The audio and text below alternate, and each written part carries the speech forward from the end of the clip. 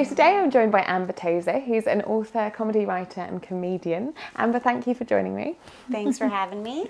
So to kick things off, tell us a bit about your career. You've had an amazingly varied career.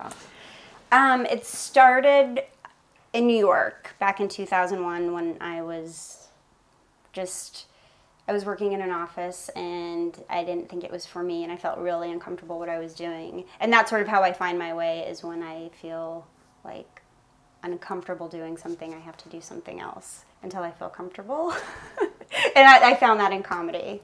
And so you started in stand-up comedy, didn't you? That must have been really intimidating. It was terrifying, which I think that's what I was drawn to in the first place. Maybe it's a form of being like an adrenaline junkie, I think, for stand-ups. Because most stand-ups I know are afraid of it. Mm-hmm. They're not like super confident, ready to get on stage all the time. Some of them are, but it takes a while because the fear of being in public or being judged is huge. Because quite a few comedians are quite introverted, aren't they? Mm-hmm. You get them off stage and they're a lot quieter than they are on stage. Yeah. Yeah, they're... I can't speak for all comedians, but a lot of them are loners or insecure, and I don't know, they just find something about being on stage where they feel the most comfortable. But from being introduced to that walking up to the stage is terrifying, but then after the first joke hits, it's a little bit easier. Then you can like hit your groove and find confidence on stage. So, and how do you get into stand-up comedy? Like, the first couple of sessions must be so nerve-wracking to literally be on a stage and you're like, I've got this list of jokes I'm gonna say. Yeah. Well, for me, I took a class, like a 6-week course, and what we did is we developed 5 minutes, and it felt very safe because you're in a class, and then our graduation was getting on stage. And I did well enough to want to do it again. But now the comedy industry has changed a bit, where there's so many shows and so many open mics, and I feel like millennials are much more gutsy than my generation. My generation is much more gutsy than my parents' generation. Yeah. So, but it's terrifying.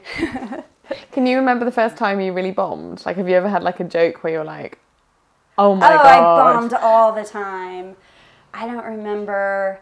Early on, I think my first show, a few jokes bombed and a few jokes went well. So I was like, okay, I did bad and good. It was fine. But there are shows where it's just like the audience isn't with you. And it's confusing because sometimes you'll do 2 shows in one night, the same exact jokes. One show will do great, one show you'll bomb. It's a mystery. So. Well, I remember listening to a podcast where this guy he'd been like a French stand-up comedian, and he decided to try and make it in America just to really challenge himself. And so he was doing stand-up comedy in a second language, and he went to like a voice coach, and he couldn't work out why a joke was bombing, and it was all literally the inflection. The voice coach said, literally, you just need to pronounce that one word. You don't need to say any different words. It's this one word you're pronouncing, like your inflection is on the wrong vowel or something. Well. And he said, literally, changing that one like syllable. Right. Changed the entire show, people's reception, and because it was an early joke, and I mean, isn't that amazing? I know, he was probably asking a question and didn't even know it in American cadence. He's like, oh, this isn't a question, it's a statement. Yeah. It's just amazing, this kind of idea that, you can say the same sentence twice and have a completely different response. Yeah, it is weird like that, and it is, I think when you're telling a story, you have to sort of, to keep engaging, you can't just plow through it and talk really fast. You have to pause and contemplate, because the audience will project what they're thinking, but if you don't give them that opportunity, I guess sometimes, I don't know. I mean, it must teach you real skills in reading an audience, and I suppose, and learning how to deliver stuff. Yeah, you can feel it. You can feel it, or you can see it. But I think the hardest part for me when I was on stage and when I wasn't connecting is when I was full of fear. Because I had stage fright. Stage fright would come in and out of my career. Sometimes I was relaxed and ready to go, but a lot of the times I was terrified And if the first joke would hit or something good would happen early on in my set, I could just be in the moment and be okay and not panic if the next joke didn't do so well, maybe even make a joke about how it didn't do well or have the confidence to do crowd work. But if I went on stage and the first joke didn't hit and I started to panic and I stayed panic, they might not know exactly what's going on, the audience, but they can feel it. And the hard thing for me to remember was that the audience wants you to do a good job. Yeah. They don't want you, you know, and I would always forget that. And because they know. It's almost like when you're talking at a party, if somebody's a little nervous or whatever, you're like, oh, that person's a little nervous. Yeah. I don't know. Yeah, and it's so true. The audience doesn't want you to bomb, do they? They want to have a good night. They want to be laughing. They're kind of egging you on, like, come on. Right, and it does feel, sometimes it could easily feel when you're the person on stage, it could feel like us against me against them, trying to win them over, but really they want to have a good time, but if they're not, they're going to show it. Yeah. How many years did you do stand up for? I did stand up on and off for 15 years, I think. And then I don't know, I loved the performing and the ranting at first, but then I started to love the process of writing more. And as I got older, I sort of liked the isolation that writing God, it gave you. Well, no, it gave you. Do you think you kind of got like you didn't need the adrenaline anymore? Is that kind of useful? Like it sounds like it's the fear factor that is the buzz from the comedy, rather than the actual crafting and you almost like you more fell in love with like the art behind it. Right. Yeah, and I joined Twitter, and I loved the short format because my stand-up was very different from my writing. So I would go on and tell stories and rants and be really weird and alternative. But once I joined Twitter, I had such a good time interacting with the people on Twitter that I would rather stay home and write jokes than go out, because you have to go out every single night too as a comic. And I would see my friends and sort of compare myself to the ones who really had to do it. They kept doing it. Even after doing it for 20 years, they had that drive to get on stage every single night, to where I was like, I want to be alone and create just like at my computer. So, and I'm glad I did, because I feel it's a gut instinct, because I think if you think you should do something just because everyone else is, but your gut tells you something different, I think you should listen to your gut. It's your life when it comes down to it, isn't it? Just one more question about the stand-up. Do you feel like it gave you confidence that you applied away from the stage? Did it help with that? Did it help you with conversations off stage? I think it did. I think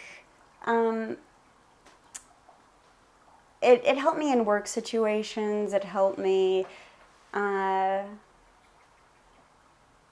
guess, at parties. I think it helped me not just because I was on stage being chatty and entertaining or whatever, but it gave me the confidence because I was actually doing what I wanted to do. It was a challenge that I was doing, so whether it was the speaking in public aspect of it or just actually doing what I wanted to do, I think both of them helped me.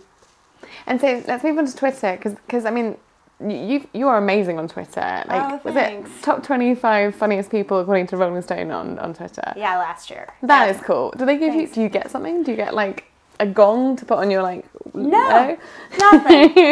We need to demand that. Just a shout out. I know. I was like, where's my trophy? Everything's too virtual. They just need to like print it off. Like, did they tell you in a tweet? Yeah, I don't know how I found it. Somebody emailed me the link, and then I think they @replied me on Twitter. So I got a couple notifications, but That's no one literally, else. you need to get those notifications put into like a block of like clear plastic. Put it on your It was mantelpiece. so funny because my roommate at the time was on the list too. Oh wow. We were living in LA. Yeah, That is we cool. met on Twitter, and he was on the list too. So we're like, this apartment's cool. That is cool. Yeah. So, I mean, like, when it came to Twitter, were you quite an early adopter, or what? Like, how long have you been on Twitter? I think since 2008. Mm-hmm. Yeah, and it's changed over the years a lot. It's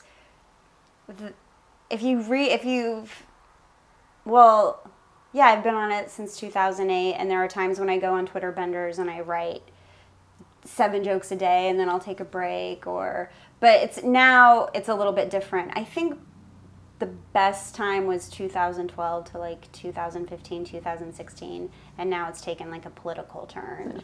So, but I love the limited characters because it becomes a puzzle piece. Yeah. Well, because you have to be really witty, don't you? And yeah, you can't. It's finding the sentence structure, I guess. Yeah, but you could do anything. You could create dialogue between two people.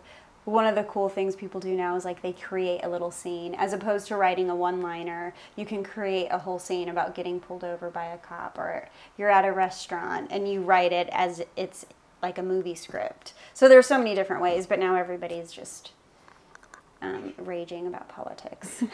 Including you. I have seen some of the Trump tweets. They did make me laugh. I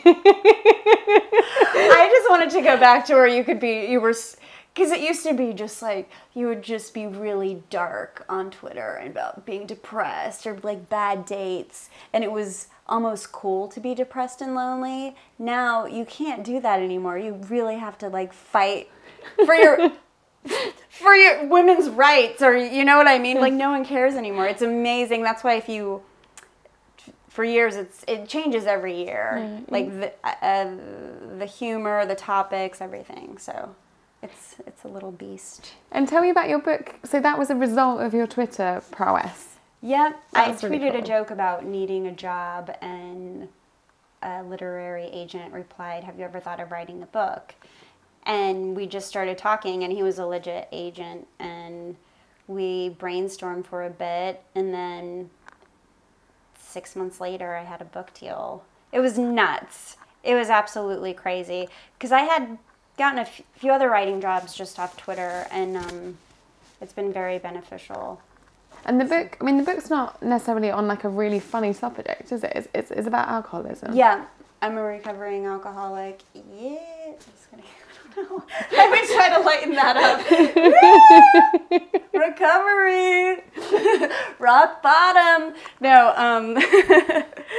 yeah, it's called Sober Stick Figure, and I guess it's sort of like Diary of a Wimpy Kid. There's an illustration on each page, and it's sort of jokey. So it's really dark, but then there's a funny illustration on each page. But yeah, it's about recovery. And were you talking about recovery on your Twitter beforehand? Yeah. I'm pretty open about being sober. I've been sober for 9 years now, and it was actually helpful just writing about it, trying to be funny about it, and then you find other sober people and you connect that way. But yeah, Twitter was crucial in all of that. And I know a lot of people watching will be worrying about Twitter. Like, people worry about social media and how to come across. Have you got any tips for Twitter, like for how, like, just... You know what? Just write what you want to write. And if it's crap, no one cares. The worst case scenario is somebody's going to be like, oh, that's a crap tweet. And then they go back to obsessing about what they're going to write. So I think people aren't thinking about you as much as you think they are. Such a valid point. And you're not going to get good until you get all the bad stuff out. I was going to say, I guess of all the places to experiment, social media is a great place to experiment because it's free and you can delete stuff. I mean, people can screenshot it, but Right. you know, it like hopefully it can not come back to haunt you. Like, Yes, yeah, they do. They do screenshot it. Be really worried about that. Well, as long as you're not super offensive or racist. Oh, here's a tip. Don't be racist. I don't know. to think that that's something you don't have to spell out to people, but you never know these days. You do. I think you do. I say just start posting. Even be obnoxious about it. I have no idea. I felt like I was pretty obnoxious about it until I found what I thought was funny. But you have to flush out a lot of stuff. As far as that's me being a joke writer. You just have to do it as much as possible. But it's like a muscle, I guess, too. It is. It is. Exercise it. And it is terrifying because it is a version of you that everyone sees. But if you have an idea or if you want to build a platform, I think just do it. Did you use your real name on Twitter from the start? Yeah. Yeah, I didn't really think about it. I think because I was doing so much stand-up at the time, I just was performing with that name. And then sometime now I sort of wish it was something different, or I want to start another account or come up with a fake name. I feel like J.K. Rowling writing books under someone else's name. Right. Seeing if they're as popular. Yeah. Yeah, like trying to test it. Like, I know you guys are fans and you're going to like my jokes anyway. Here's this random person. Yeah. Will you like them? Do you know what your most popular joke is on Twitter? You know what? I think it's either one of these two. This one's a little depressing. Dating is just collecting information about someone until you realize you don't like them. And then the other one is, if a giraffe was ever chasing me, I'd run into a place with low ceiling fans and be like, sorry, giraffe, I gotta take care of me, or something like that. You thought that the dating one was the more depressing one than cutting off a giraffe's head with a ceiling fan. That probably just gives you the tone of Twitter, doesn't it? Yeah. Oh, yeah. Decapitating a giraffe is more depressed than that dating one, which is just true. I'm genuinely going to think of you tomorrow because I'm going to zoo late and I'm dressing as a giraffe. Really? Watch out for those ceiling fans. I'm going to tweet you a picture of me by a ceiling fan. That's hilarious. Thank you so much for joining us. Yeah, oh, thanks for having me. Sorry if I was weird. And what's your Twitter handle so that anyone watching can follow you? At Amber Tozer, Tozer. We'll make sure that's written underneath the video too. Thank you so much. Thank you.